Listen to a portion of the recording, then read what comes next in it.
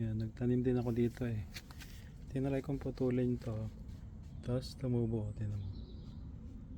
Tumubo siya. Pinutol ko yung dito. Fresh pa siya, pinutol ko, tumubo na. So pwede, kahit hindi matanda yung ugat. Ito, tinry ko dito.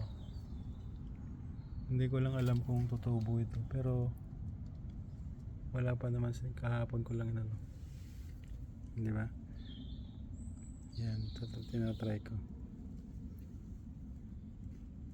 Ito, binaluktot ko na yung paikot.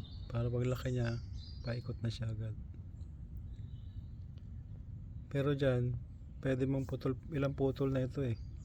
Pwede mo na putol-putulin ito eh.